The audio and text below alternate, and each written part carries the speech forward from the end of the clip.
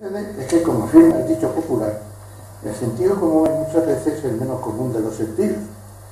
Y entonces, si se quiere dar a la sociedad un mínimo de seguridad jurídica y de previsibilidad de las resoluciones o soluciones de los conflictos, la técnica jurídica resulta obligada.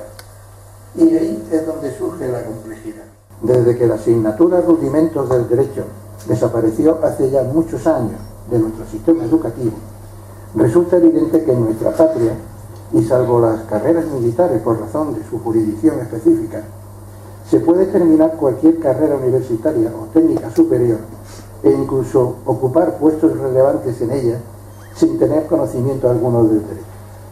El derecho es, por tanto, una ciencia social no solo compleja, sino también en España profundamente desconocida. Estas dificultades se las hice ver a nuestro presidente cuando, echando de menos alguna disertación sobre los aspectos puramente jurídicos de la Constitución del 12, me encomendaba a mí tal cometido. Pero él decididamente respondió: precisamente por ello te hemos elegido a ti para esta tarea. Y comprenderán sus señorías que ante esto no queda más que agradecer el halago y rogar vuestra benevolencia. Intentemos, pues, exponer las ideas básicas necesarias para el objeto de esta disertación, comprensivo, entre otros, de la consideración de la Constitución de Cádiz en su vertiente jurídica. Y para ello, para acercarnos a una primera idea del derecho, es inevitable aproximarnos a su fuente más genuina en todo el mundo civilizado, el derecho romano, que originó en la antigüedad una revolución en el pensamiento individual y colectivo de tal envergadura que aún hoy día no existe profesional que no haya bebido sus conceptos jurídicos básicos fuera de las definiciones y principios que hace más de 2000 años estableció Roma. Y si se tiene en cuenta que ello ocurrió en una época en que en todo el mundo entonces conocido solo se concebía la organización social y política de la tribu, sustituir esta por la idea de la ciudad-estado, y a esta por la de imperio, y al esclavo generalizado por la de ciudadano, el fenómeno aparece poco menos que milagroso por asombroso. Pero para no cansaros con una introducción quizás demasiado extensa de lo que fue el derecho romano, que rigió el imperio durante más de 2500 años que transcurrieron desde Octavio Augusto hasta Constantino XI, me limitaré solo a exponeros los 4 principios básicos que lo inspiraron. Primero, que el derecho se enmarca dentro de las llamadas ciencias sociales. Es decir, se trata de una rama del saber que solo contempla las relaciones de una persona para con otra o con la sociedad. De tal manera que, siendo necesario para la delimitación de su ámbito la existencia del alter, del otro, la relación de una persona consigo misma no entra dentro del campo del derecho, sino de la moral. El derecho no contempla la existencia de un hombre solo en una tundra siberiana, en un desierto africano o en una isla desconocida, sino solo la relación social. Y solo así se explica que actos como los de la tentativa o frustración del suicidio propio carezcan de regulación legal, mientras que sí resultan sancionables la inducción o colaboración en el suicidio de otro, y que igualmente aparezcan desconocidos los daños causados por una persona en sus bienes propios, mientras estos no tengan un declarado valor social por su interés histórico, artístico o de cualquier otro orden. Segundo, que no todas las relaciones sociales entran dentro del campo del derecho, a diferencia de aquellas que por su importancia se consideran necesitadas de una precisa regulación imprescindible para la pacífica convivencia. Existen otras, llamadas relaciones de cortesía, de moda, de costumbre, de urbanidad, que por su menor trascendencia o relevancia no requieren de una regulación normativa que en aras de la convivencia se imponga con carácter imperativo. Tercero, que si se quiere evitar en lo posible los conflictos o colisiones de todas estas normas imperativamente reguladoras de las relaciones sociales, resulta necesaria una evidente jerarquización entre ellas, de tal forma que la norma de rango superior no puede resultar contradicha por otra de rango inferior, sino que se imponga a esta, y la norma de rango inferior haya de respetar, subordinarse y acatar lo dispuesto en la de rango superior. Es lo que llamamos jerarquía normativa, o también pirámide normativa, en la que las leyes orgánicas, las leyes ordinarias, los decretos legislativos, los simples decretos, las órdenes ministeriales, las ordenanzas locales y los bandos de alcaldía van constituyendo los distintos estratos o escalones de esta pirámide, en cuyo vértice se encuentra la norma suprema, la ley de leyes, la Constitución, a la que han de subordinarse todas las demás promulgadas. La Constitución aparece así como la norma reguladora, tanto de la organización, competencias y funcionamiento de las instituciones básicas del Estado, como del reconocimiento, ejercicio y cumplimiento de los derechos y obligaciones fundamentales de los ciudadanos. Y cuarto, que todas estas normas, que por regular las relaciones sociales trascendentes se establecen con carácter jerárquico e imperativo y llamamos derecho, han de ser emanación de la cultura, de la civilización, de la idiosincrasia y de la forma de ser de cada pueblo, es decir, de su filosofía y de su psicología como nación, no necesariamente coincidente con las de las demás naciones y no exportable por consiguiente, tal como mucho después reconoció la Escuela Histórica del Derecho. Ya decía Ulpiano, recogido en las instituciones de Justiniano, «Oquis que populus ipse sive constituit, et ipsius proprius civitatis est, vocatur que ius». Lo que cada pueblo constituye para sí y es propio de cada ciudad se llama derecho. Derecho este particular y peculiar, y por ello diferenciado de cada pueblo, que ha de coincidir en la persecución de unos objetivos o principios comunes expuestos por Gallo y resumen de la antigua ley de las 12 tablas. Honeste vivere, nemine levere, sum vice tribure. Vivir honestamente, no dañar a nadie, dar a cada uno. Es decir, lo que hoy llamamos derecho natural, racionalidad ética, derechos fundamentales, derechos humanos o derechos universales, anteriores y permanentes en todo ser humano, tal como mucho después reconoció la Escuela Nacionalista del Derecho. Precisamente esta falta de exportabilidad del derecho positivo de cada país ha originado el fracaso de traslaciones o copias de un Estado a otro.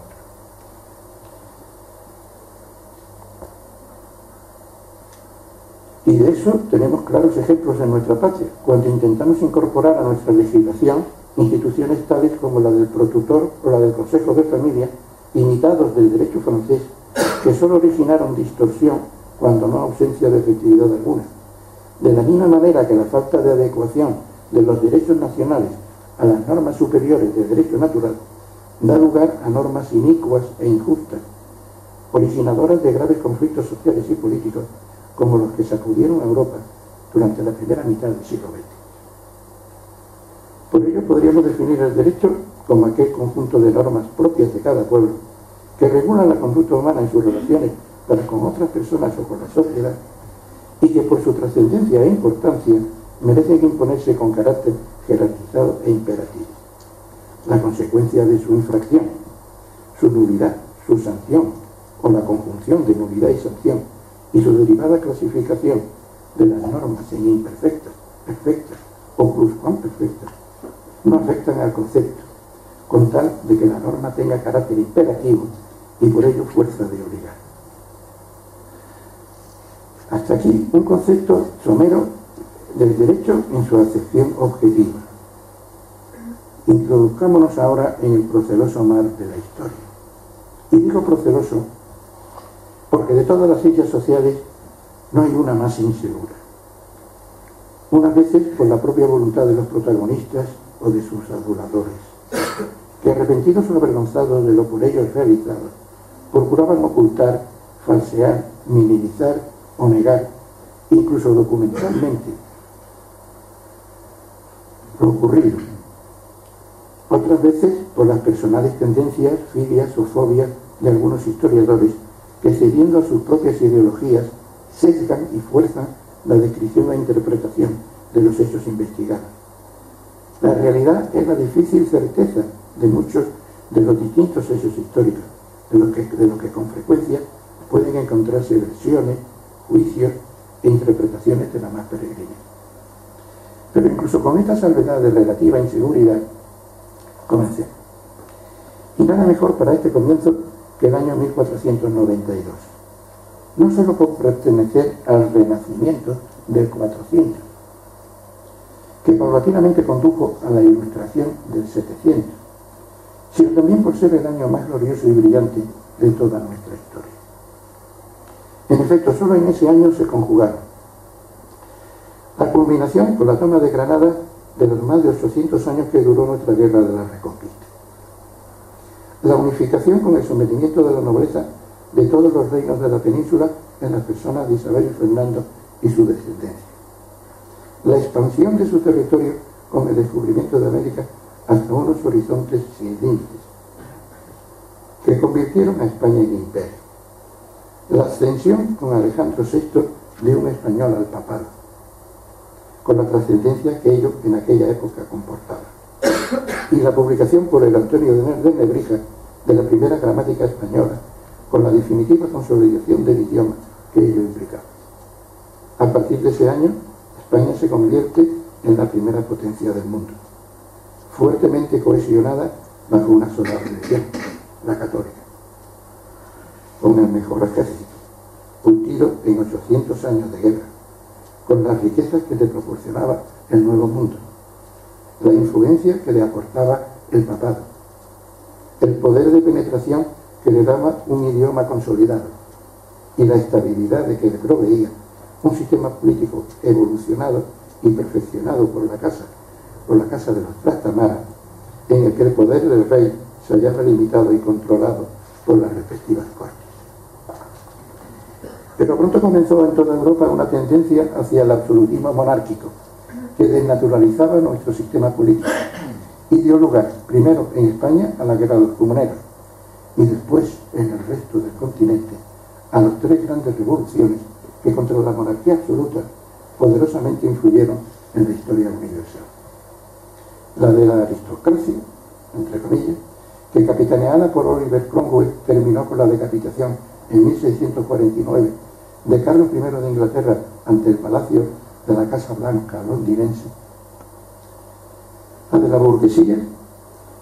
que terminó en 1793 con el guillotinamiento por orden de la Convención y de Robespierre de Luis XVI de Francia y su esposa en la parisina Plaza de la Revolución, hoy de la Concordia, y la del proletariado, que capitaneada por Lenin terminó en 1918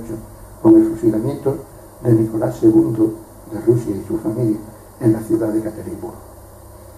Nuestra Constitución de 1812 hay que enmarcarla entre las consecuencias de la segunda de estas revoluciones, es decir, la burguesa y francesa de 1788, que no fue más que el corolario de las nuevas luces que ya desde el Renacimiento venían iluminando a Europa y desembocaron en la Ilustración del 700, tránsito hacia el liberalismo decimonónico del que somos herederos, y que al mezclarse durante todo el siglo XVIII con la tradición española ilustrada,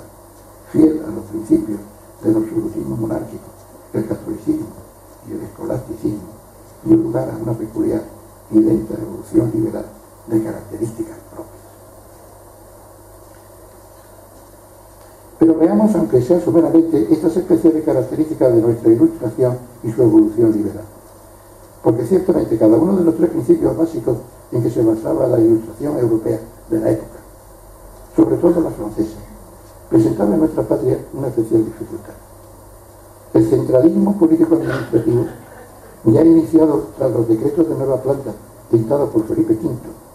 chocaba abiertamente con los fueros de los antiguos reinos de España,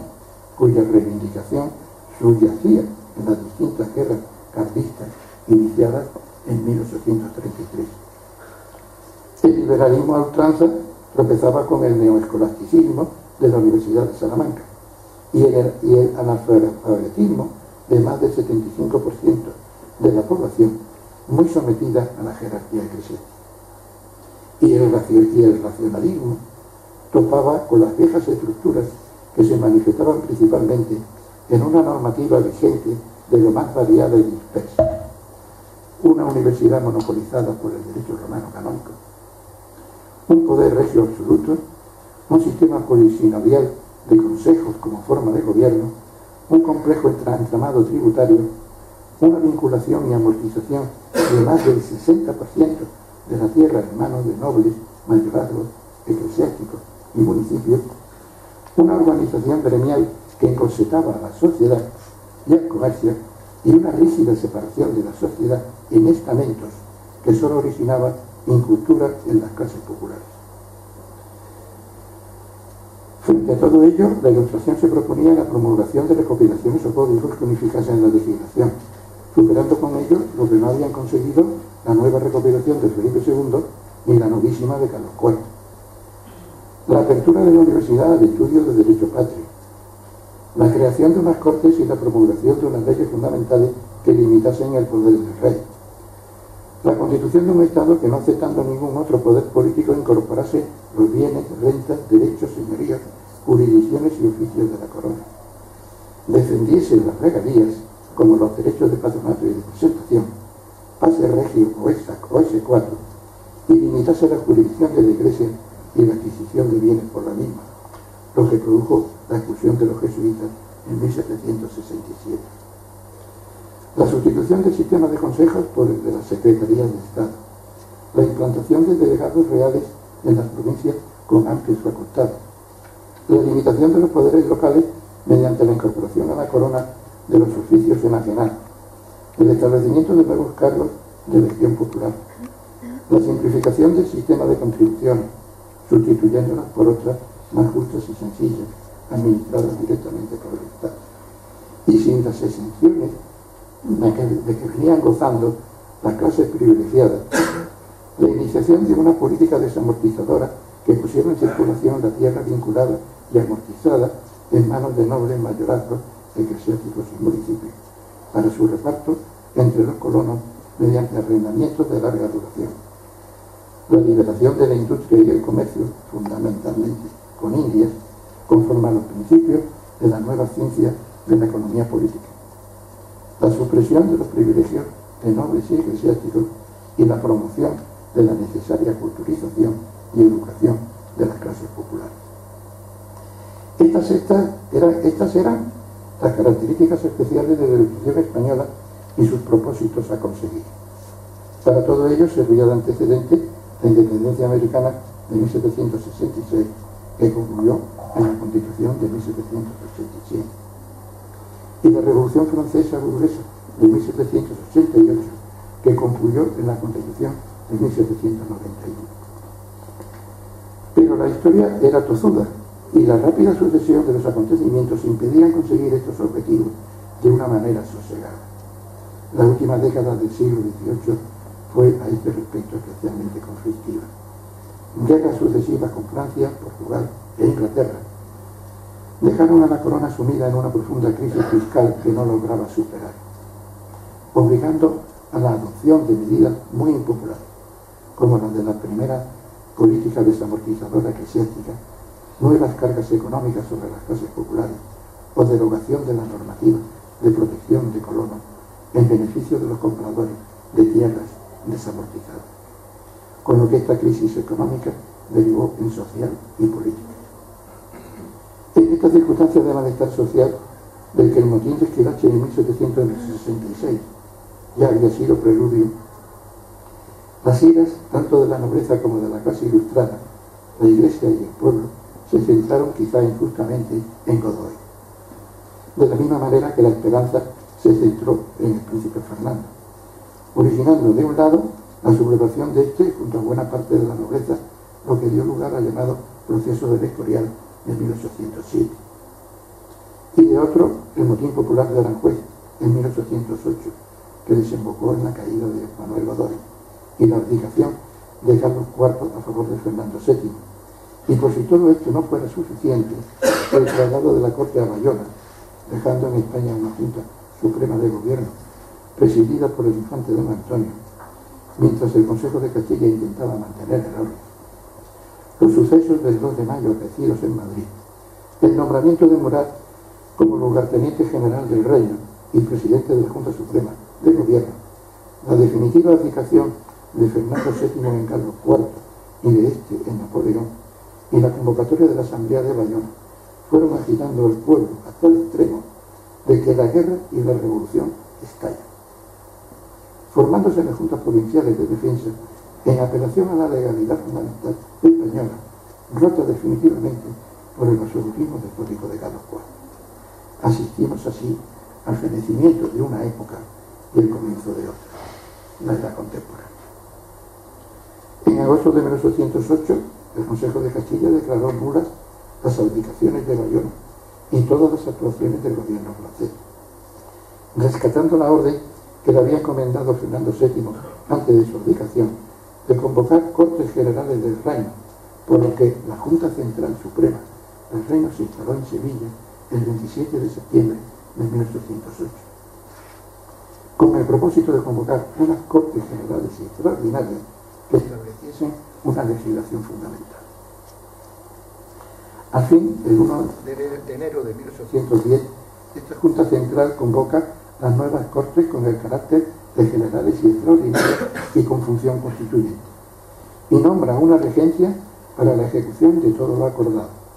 de manera que dichas Cortes se reúnen por fin el 24 de septiembre de 1810 en el Teatro de Comedias de la Real Isla de León, donde comienzan las deliberaciones,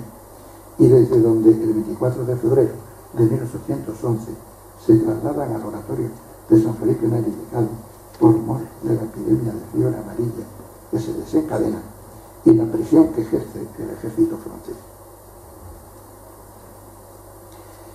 En sus deliberaciones pronto se observaron varias tendencias fundamentales.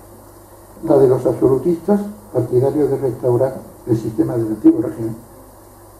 la de los reformadores de la tradición española, de la que era decidido defensor Jovellanos, ya anterior ministro de Carlos IV; la de los partidarios del cambio a la revolución liberal, sostenida principalmente por Argüelles; y la de los afrancesados, sostenedores de las abdicaciones de los titulares de la corona española, del régimen autoritario, bonapartista, y de la carta otorgada de León. Además de las también distintas posturas postuladas por los diputados de ultramar, hispanoamericanos y asiáticos, que oscilaban entre el establecimiento de una zona hispánica de libre comercio, muy parecida a la que 100 años más tarde sería la Commonwealth británica, el establecimiento de un régimen autonomista que diera a las provincias de ultramar ciertas facultades de decisión sin traslado de soberanía, o la constitución de un Estado federal en el que todas las provincias, fuesen de ultramar o peninsulares, estuviesen en un plano de igualdad. Ya hemos indicado que de todas ellas prevaleció, como ya en la Junta Central se vaticinaba, la tesis de Argüelles, y por lo tanto la del cambio hacia el liberalismo centralista, con la consiguiente adopción del sistema de la soberanía nacional y el rechazo a las tesis de los diputados del ultramar, que fueron los ejes básicos de la Constitución del 12, llamada la PEPA por haberse aprobado en Cádiz el 19 de marzo de dicho año. Pero veamos su estructura y contenido. Se trata de un texto verdaderamente constitucional, el tercero del mundo después del americano y del francés, compuesto de 384 artículos, divididos en 10 títulos relativos a la nación española y de los españoles, el territorio de las Españas, su religión y gobierno, y de los ciudadanos españoles, las Cortes, el rey, los tribunales y la administración de justicia en lo civil y criminal, el gobierno interior de las provincias y de los pueblos, las contribuciones, la fuerza militar nacional, la instrucción pública y la observancia de la Constitución y modo de proceder para hacer variaciones en ella. En cuanto a sus contenidos, una somera lectura de su texto pone de manifiesto sus principios esenciales, todos ellos extendidos a ambos hemisferios. Una sola nación, la española; una sola religión, la católica; una sola soberanía, la nacional, que se manifiesta mediante las tres potestades, legislativa, ejecutiva y judicial, que respectivamente se ejercen por las Cortes, el rey y los tribunales, entre los que con énfasis se proclama y regula su independencia. Los dos primeros títulos relativos a la nación española y los españoles y al territorio de las Españas, su religión y gobierno y los ciudadanos españoles, comprenden los 26 primeros artículos de su texto, y en ellos destaca la distinción que se hace entre españoles y ciudadanos. Son españoles, se dice en su artículo 5, todos los hombres libres, nacidos y avecindados en los dominios de las Españas y los hijos de estas.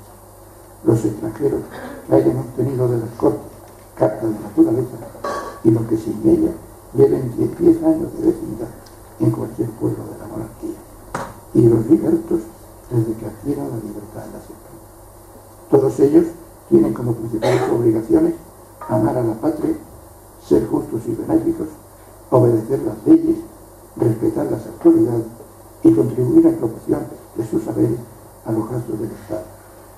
Y como principales derechos que la nación les garantice mediante leyes sabias y justas su libertad, su propiedad y los demás derechos legítimos de todos los individuos que la componen. Son ciudadanos, en cambio, conforme a sus artículos 18 y 19, aquellos españoles que por ambas líneas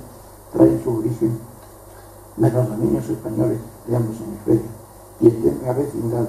en cualquier pueblo de los mismos dominios,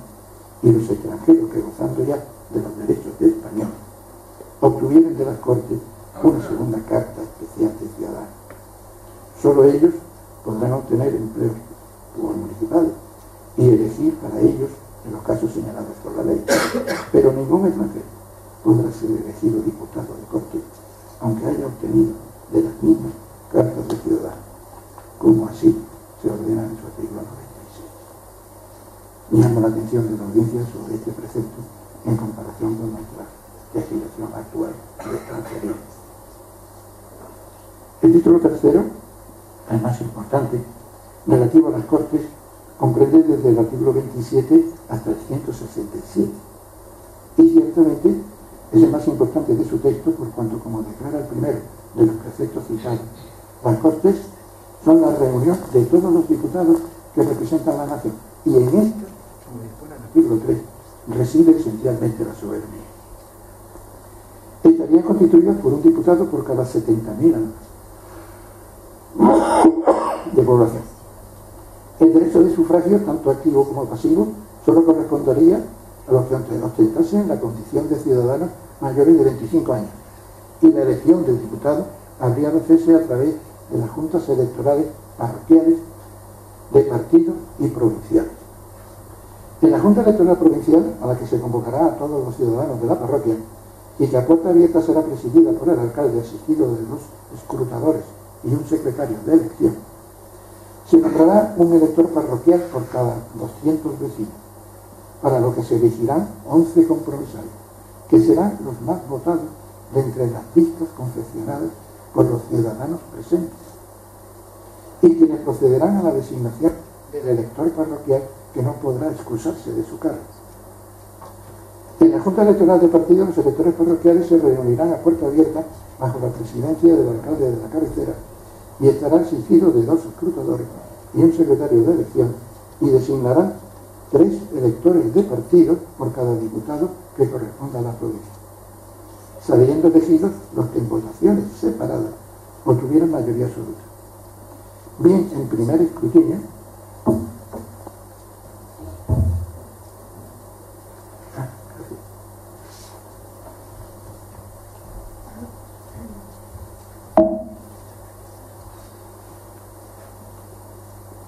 saliendo elegidos los que en votaciones separadas obtuvieran mayoría absoluta. Bien en primer escrutinio, o bien, si esto no sucediera, en un segundo escrutinio, en el que solo participarían los 2 que hubieran obtenido la más alta de las mayorías simples. A continuación, la misma Junta procederá con iguales formalidades a la elección de los diputados suplentes.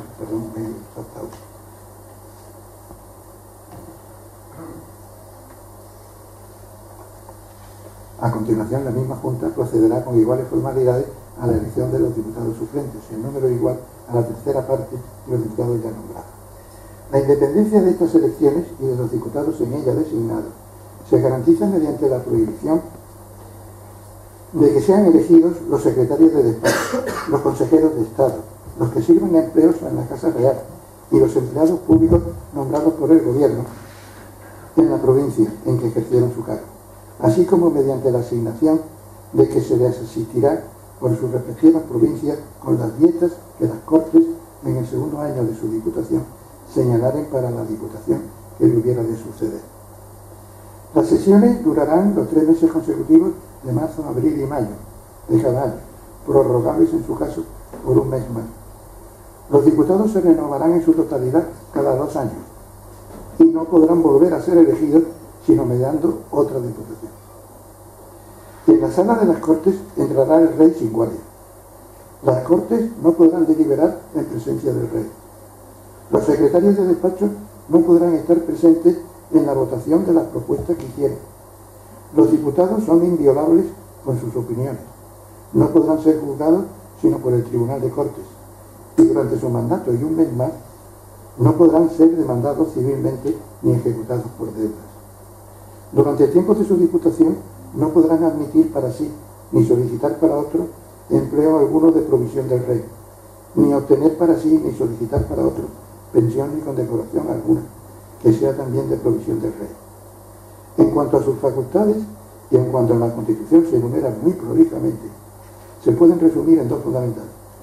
De una parte, decretar, interpretar y derogar las leyes, entre ellas y con especial importancia, todas aquellas que tuvieran trascendencia canónica. Y de otra, recibir el juramento al rey, al príncipe de Asturias y a la regencia, y aprobar todo cuanto afectase a la seguridad y bienestar de la nación, como las alianzas, entrada de tropas extranjeras, educación, sanidad, etc., así como hacer efectiva la responsabilidad de los secretarios de despacho y demás empleados. Todo diputado tenía la facultad de proponer proyectos de ley. Las Cortes deliberarían sobre su admisión y, si así fuera, lo discutirá y votará con un quórum mínimo de la mitad más 1 de los diputados, decretándolo por mayoría absoluta de votos y sometiéndolo a la sanción del rey. Si éste lo devolviese a las Cortes, no podrá volverse a discutir y votar sino hasta pasado 1 año. Si nuevamente el rey lo devolviese a las Cortes por segunda vez, no podrá volverse a discutir y votar sino hasta pasado otro año. Y si por tercera vez fuese aprobado, se entenderá ya sancionado por el rey, procediéndose a su promulgación solemne. Eran por consiguiente necesarias 3 votaciones en Cortes y 2 diputaciones diferentes para una promulgación contra la voluntad del monarca. Llamo la atención de la audiencia sobre los dispuestos en los artículos 55, 75, 77, 84 y 91, conforme a los cuales la elección podrá recaer en los ciudadanos que componen la Junta o en los de fuera de ella, y ningún ciudadano podrá excusarse de estos encargos por motivo ni pretexto alguno.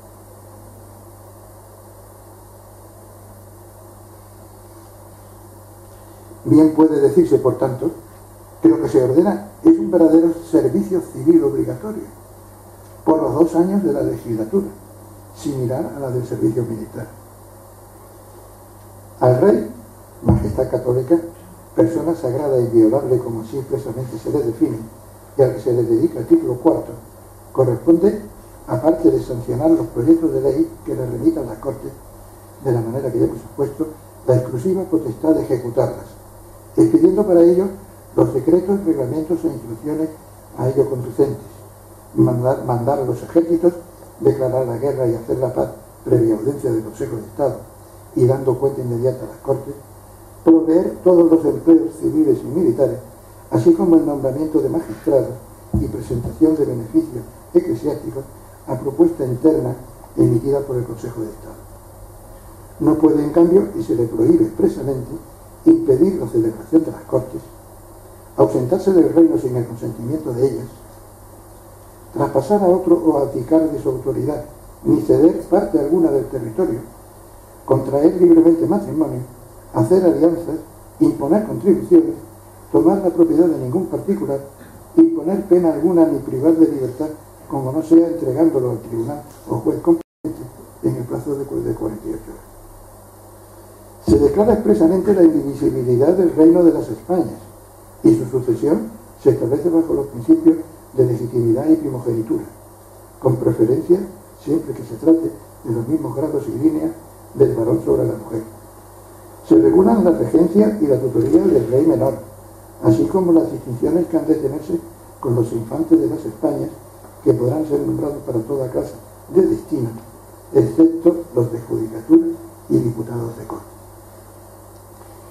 dotación de la Casa Real, que señalarán las Cortes al principio de cada reinado, sin que pueda alterarse durante. Dos instituciones básicas atienden al rey en sus funciones.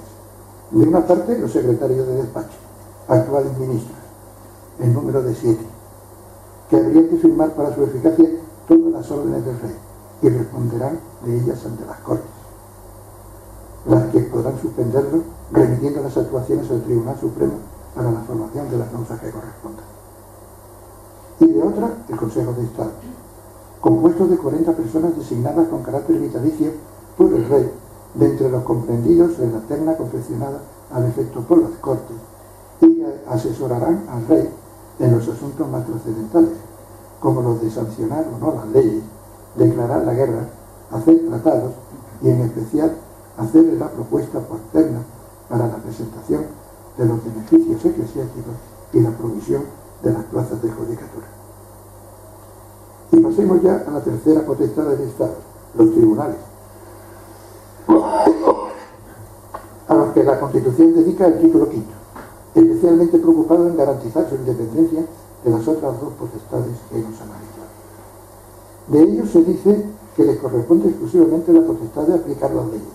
sin que puedan ejercer otras funciones que juzgar y ejecutar lo juzgado, ni suspender la ejecución de las leyes, ni hacer reglamento alguno, que ni las Cortes ni el Rey podrán ejercer en ningún caso funciones judiciales, que serán las leyes las que señalarán el orden y las formalidades del proceso, de tal forma que ningún español podrá ser juzgado sino por el tribunal competente determinado por la ley y bajo un solo juez, con la única excepción de los eclesiásticos y los militares, que tendrán sus fueros propios, y que su responsabilidad solo le podrá ser exigida por el Tribunal Supremo de Justicia, al que el rey le remitirá la queja, que podrá hacerse mediante acción popular previa audiencia del Consejo de Estado. Su organización se lleva a cabo mediante el Tribunal Supremo de Justicia, del que dependen las audiencias, de estas los jueces inferiores y de estos los alcaldes, a los que se les confían ciertas funciones judiciales como las del previo intento de conciliación, sin el que no podrá entablarse pleito alguno. Y después de decir todo esto, la propia Constitución enumera las garantías que corresponden a los ciudadanos frente a la misma potestad judicial. Ningún español podrá ser preso sin que proceda una información sumaria y un mandamiento escrito del juez que se le notificará. Que el juez habrá de recibir la declaración dentro de las 24 horas y sin juramento. Que solo si fuera sorprendido infragante, cualquier ciudadano puede arrestarle, pero para conducirlo a presencia del juez. Que si el juez resolviese que el arrestado entre en prisión, se proveerá automotivado, de que se entregará copia al alcaide. Que solo será embargo de bienes cuando se proceda por delitos que tengan responsabilidad pecuniaria, sin que los fiadores puedan ser llevados a la cárcel. Que si la pena correspondiente al delito no fuera corporal, se ordenará la libertad dando fianza. Que las cárceles se dispondrán para asegurar y no para molestar a los presos, prohibiéndose los calabozos subterráneos y manzanas. Se ordenan periódicas visitas a las cárceles a las que han de comparecer todos los presos, que al tratado como reo se le comunicará dentro de las 24 horas la causa de su prisión y el nombre de su acusador, al igual que al tomarle la confesión se le leerán íntegramente todos los documentos y las declaraciones de los testigos con los nombres de estos. Que el proceso será público, sin que nunca se use tormento ni apremio, ni pueda imponerse confiscación de bienes. Que ninguna pena podrá trascender a la familia del que la sufre, que no podrá allanarse la casa de ningún español, sino en los casos que determinen las leyes, y que solo las Cortes podrán establecer que en algunos casos haya distinción entre jueces de hecho y jueces de derecho, así como en caso de circunstancias extraordinarias, la suspensión de algunas de las garantías expuestas en toda la monarquía o en parte de ella, y siempre con un tiempo determinado. El gobierno interior de las provincias y de los pueblos, título sexto, se encomienda a personas que se nombrarán de un modo no idéntico, pero sí similar al de las Cortes. En cuanto a las contribuciones a las que el texto dedica el título séptimo, reconociendo así su importancia, se atribuye al secretario de Despacho de Hacienda la facultad de presentar a las Cortes el presupuesto de los gastos de su propio ramo y los de los demás secretarías de despacho, junto con el plan de contribuciones que deban imponerse para llenarlos y los reparos que el rey haga alguna contribución. Fijada por las Cortes la cuota de contribución directa, las mismas Cortes aprobarán el repartimiento de ella entre las provincias, a cada una de las cuales se asignará el cupo correspondiente a su riqueza, que se repartirá entre los españoles con proporción a sus facultades sin excepción alguna. Por lo que a la fuerza militar se refiere, el título octavo se atribuye a las Cortes la facultad exclusiva para anualmente fijar tanto el número de tropas como el número de buques que fueran necesarios según las circunstancias, así como para acordar todo lo relativo a la disciplina, orden de ascenso, sueldos, administración y cuanto corresponda a la buena constitución del ejército y la armada, entre ellos el establecimiento de las escuelas militares, ordenándose expresamente que ningún español podrá excusarse del servicio militar cuando en la forma que fuere llamado por la ley. En cada provincia habrá un cuerpo de milicias nacionales, cuyo servicio discontinuo solo tendrá lugar cuando las circunstancias lo requieran, y del que el rey podrá disponer dentro de las respectivas provincias, pero no fuera de ellas, si no es con autorización de las Cortes. El Plan General de Enseñanza, título 9, será uniforme en todo el reino, tanto en las escuelas de primeras letras,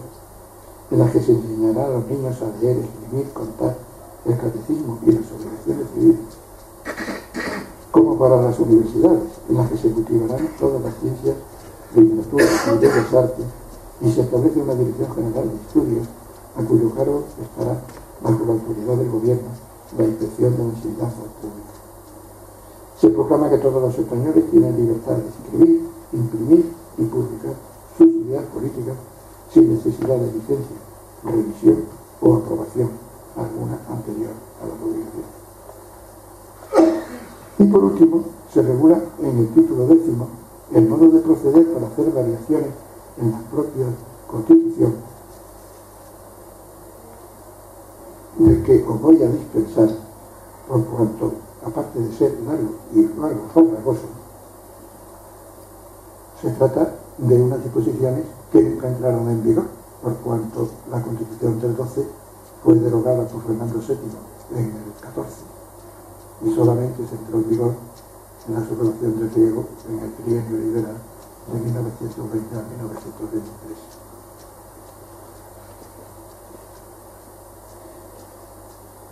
He de destacar la premura con que la Constitución del 12 fue discutida, votada, redactada y promulgada.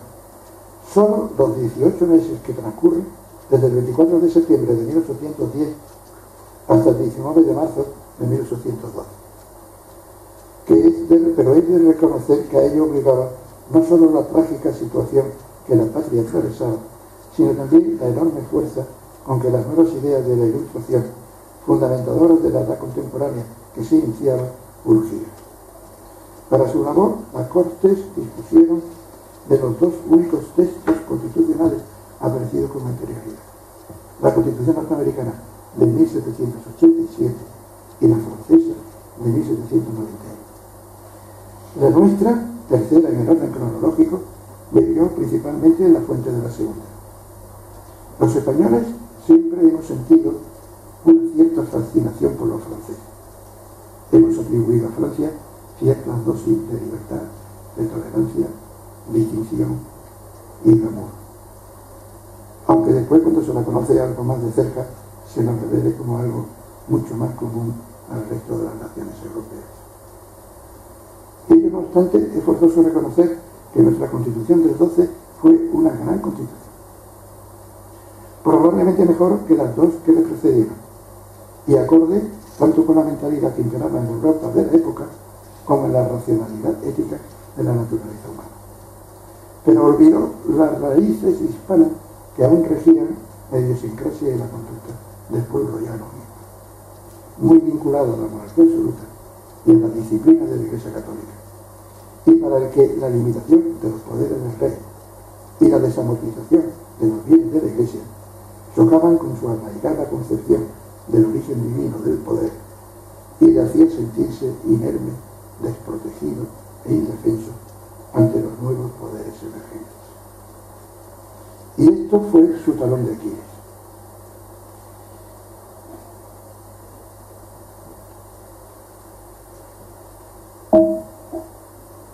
Ya dijimos al principio que el derecho, para ser eficaz, ha de ser sentido como propio, ha de emanar del propio pueblo. Quodquisque populus ipse sive constituit, et ipsius proprium civitatis es vocator Quietus, decían. Lo que cada pueblo constituye para sí y es propio de cada ciudad. El derecho no puede importarse, por la sencilla razón de lo que es sentido como propio por un pueblo y una nación determinada, no lo es para otro, o muy racional y mejor que intelectualmente aparezca. Y nuestra Constitución del 12 fue prácticamente una Constitución importada. Y esto, unido a la falta de satisfacción que tuvo para las aspiraciones que expusieron y propusieron los diputados de ultramar, como el establecimiento de una zona hispánica de libre comercio, el reconocimiento de las autonomías, por la constitución de un Estado federal, hizo, de una parte que de facto no llegara a tener vigencia, por cuanto, como ya se ha dicho, fue derogada en 1814 y su restauración entre los años 1820 a 1823 fue puramente provisional y transitoria. Y de otra, originó y acentuó los movimientos separatistas criollos que dieron lugar a la independencia en cascada de la mayor parte de los territorios hispanoamericanos. Sus características principales fueron las elecciones sin listas previas, en las que el sufragio masculino e censitario propio de la época correspondía a la totalidad de la ciudadanía mayor de 25 años. La circunscripción electoral era la provincia, entendiendo como tal los distintos antiguos reinos de España y los diferentes virreinatos y capitanías generales de ultramar. El voto indirecto, en el que los ciudadanos no elegían directamente a los diputados, sino a través de sus compromisarios y electores. La segunda votación o segunda vuelta, en el caso de que en la primera no se consiguiera mayoría absoluta, la obligación de aceptar para los que resultaran elegidos, aunque no se hubiera contado previamente con su consentimiento. La imposibilidad de nueva reelección en la siguiente legislatura. La libertad absoluta de voto sin disciplina alguna. La libertad de ciudadana de opinión, expresión, impresión y publicación. La concurrencia por ello en el seno de las Cortes de tendencias conocidas por todos que la prensa política discutía y difundía. La necesidad de 3 votaciones concordes en sendas legislaturas sucesivas, compuestas por diputados diferentes, para que fuera obligatoria la sanción real. Y sobre todo, la absoluta y escrupulosa separación de los 3 poderes básicos del Estado. Todo ello hizo que la Pepa apareciera como una joven doncella, inocente, ingenua e inexperta, no integrada en la sociedad en la que había nacido y con la que no sintonizaba, y por su honradez, odiada por los gobernantes de entonces y recelada por los dirigentes de ahora, porque la consecuencia era fácilmente predecible. La conversión de las distintas tendencias políticas que se manifestaban y difundían en las Cortes en partidos políticos, que en el caso de asumir un desmesurado o excesivo poder, olvidaran su finalidad primordial de perseguir solo el bien común de todos sus ciudadanos y tendieran a servir de instrumentos para atacar y aniquilar a cualquier adversario político, conseguir su triunfo electoral a cualquier precio, obtener para sus militantes sitios impensables en la sociedad civil, monopolizar la confección y proposición de candidaturas, establecer listas cerradas y bloqueadas que impidan al ciudadano votar no solo a quien no aparezca en sus listas, sino ni siquiera a alterar su orden o elegir a cualquier otro de otra lista distinta. Permitir que un mismo candidato pueda ser reelegido indefinidamente. Imponer una disciplina de voto que prohíba a cualquier diputado votar según su conciencia y lo obligue por contra a hacerlo conforme a las consignas del partido en cuya lista fue propuesto, o a buscar afanosamente puestos y funciones tan sustanciosos como inútiles que les sirvan de jubilaciones doradas cuando hubieran de retirarse de las vías políticas. Por ello, la perpetuación del militante de un partido político en su cargo resultaría no solo posible, sino incluso probable. La existencia de personas que hagan de la política una profesión que se ejerce incluso más allá de toda la vida laboral aparecería evidente. Y por lo tanto, la aparición de una casta o clase política desconectada de la sociedad, en la que nunca ha llegado a integrarse, surgiría con la única finalidad de su perpetuación, a la que habrían de subordinarse todas las demás finalidades. La prostitución de la joven doncella se habría así consumado. Resulta cuanto menos curioso, por tanto, ver a los políticos actuales enalteciendo y alabando las cualidades y principios en que se inspiró la Constitución del 12, en unos fastos que más parecen un reclamo turístico que un verdadero homenaje de admiración, exaltación y respeto. En estos tiempos en los que tanto se enaltece esta Constitución de 1812, nada mejor que proponer que se facilite a la ciudadanía la presentación en las elecciones de sus propias candidaturas, que la elección por los ciudadanos sea abierta entre los integrantes de todas ellas, que los que resulten elegidos en una legislatura no puedan ser reelegidos en la siguiente, que el voto de los elegidos dentro de las Cortes sea libre y en conciencia, sin imposición de disciplina alguna, y sobre todo que se vuelva a la absoluta separación de poderes, de forma que la actuación de cada uno de los poderes del Estado se encuentre controlado y vigilado por los otros dos. Lo que exigiría restañar las graves heridas que en la actualidad padece el Poder Judicial. Solo así el homenaje de admiración, exaltación y respeto a la Constitución de 1812 tendría sentido, y la honestidad de la pepa quedaría indubitada. Nada más, muchas gracias.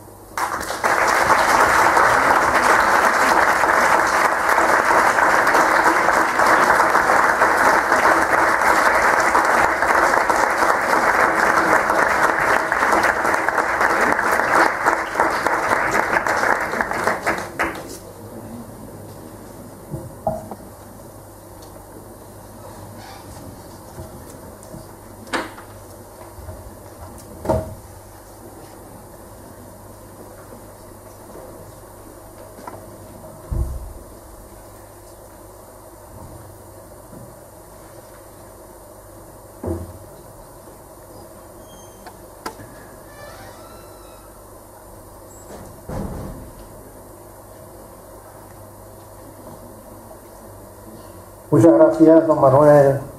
Zambrano Ballester. Enhorabuena por su exposición, que invita, después de escucharlo, a que cada uno saque sus propias conclusiones en muchos aspectos comparativas. Hoy iniciamos un curso desde el recuerdo de compañeros que ya no están con nosotros, como son don Joaquín Rodríguez Rollo, don Alberto Ortiz y don Ramón Lorenzi, a los que dedicaremos sesiones necrológicas que ya están contempladas en nuestro programa. Hemos iniciado el curso con una conferencia relativa a la Constitución de 1812. No va a ser el único acto en relación con la Constitución del 12. Saben ustedes que la Academia contempla los aniversarios de una forma destacada, y pues, como es natural, no podía pasarnos desapercibido. Hay un programa que ya ha sido presentado a los medios de comunicación del curso académico, que comprende desde este día de hoy, de la inauguración, hasta el mes de junio, pero abierto, todo ese amplio programa abierto a incorporaciones puntuales que se puedan ir produciendo y que sean de interés para la Academia y para ustedes. El primer caso lo tenemos ya,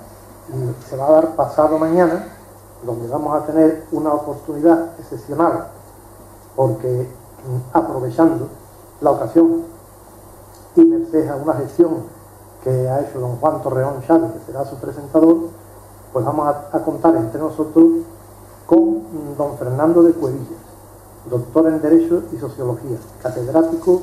de las Universidades Nacionales de Buenos Aires, Córdoba, La Plata y Católica de Salta. Este señor es una autoridad a nivel mundial y va a desarrollar también una conferencia en relación con las Cortes. Su título es Los Derechos Humanos de las Cortes de Cádiz a la Asamblea del año 3. En esta ocasión, la conferencia no será expuesta aquí, sino en el Centro de Congreso, porque también les tengo que decir a ustedes que este año, atípico en muchos aspectos, lo va a hacer también en que las actividades de la Academia van a ser itinerantes. Es decir, que unos actos tendrán lugar aquí en esta casa, otros en el Centro de Congreso, otros en la Galería GH40, otros en el Real Teatro de las Cortes, y iremos acoplando según las características de cada acto y las necesidades del local que hay. Este concretamente de pasado mañana, jueves día 20, que yo les invito y les recomiendo, es en el Centro de Congreso a las 8 de la tarde. Tendremos otro acto también en enero relacionado con el 12, que en este caso la va a pronunciar don Manuel Clavero Arévalo, concretamente el día 17, y su título es muy interesante: de la Constitución de Cádiz a la situación actual del Estado de las autonomías, a la que hoy también aquí he hecho cierta referencia. Y otra más adelante que planteará la farmacia, cómo era la farmacia y todo lo que se deriva de la sanidad, en este caso, en 1812. Esta conferencia la va a pronunciar la farmacéutica doña Paloma Ruiz Vega. No les voy a leer el programa completo porque muchos de ustedes lo conocerán, además hasta el mes de junio es muy extenso. Pero sí, de estos 3 primeros meses, recordarle las sesiones necrológicas, en este caso la de don Alberto Orte tendrá lugar el 25 de este mes, es decir, el martes próximo, y la de don Joaquín Rodríguez Rollo y don Ramón Odogerti el 15 de noviembre. También, como les decía, en ese itinerario que vamos a emprender, el 22 de noviembre vamos a tener una actividad relacionada, en este caso, con la rama de arte, de la pintura y otras pasiones. Es el título del libro que se va a presentar y de que es autor José Manuel Bravo Vila, sobre el pintor don Ricardo Urrego. Pero antes vamos a tener otra actividad también relacionada con el arte, en este caso una exposición de pintura, concretamente del artista don Ángel Torres Aleu, vocal de artes de la Junta de Gobierno de la Cámara. Será en la Galería GH40 el 8 de noviembre a las 7:30 de la tarde. El pregón de Navidad, como bien ustedes muchos sabrán, pues lo va a pronunciar este año don Pablo Guijano Cabeza, y no faltará el concierto de Navidad a cargo de la soprano Ana Troncoso y la colaboración como coro invitado del coro de campanilleros Romero de la Isla.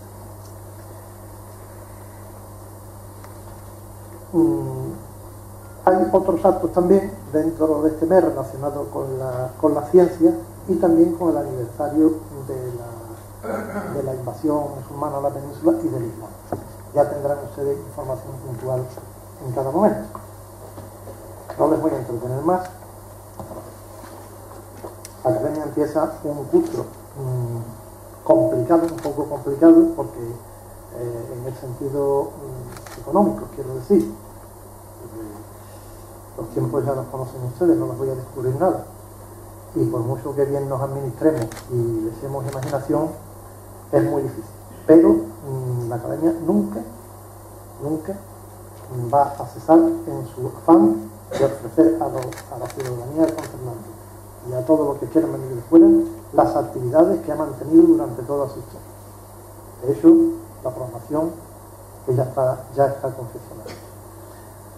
Agradecemos mucho la presencia de nosotros esta noche del primer teniente de alcalde, don Francisco Romero, excelentísimo señor almirante de la Carraca, del segundo teniente de alcalde, don Ángel Martínez, del excelentísimo señor gobernador militar de Cádiz y del campo de Gibraltar, del señor delegado de defensa y de todos ustedes. Gracias por haber venido. Buenas noches, que la clausura.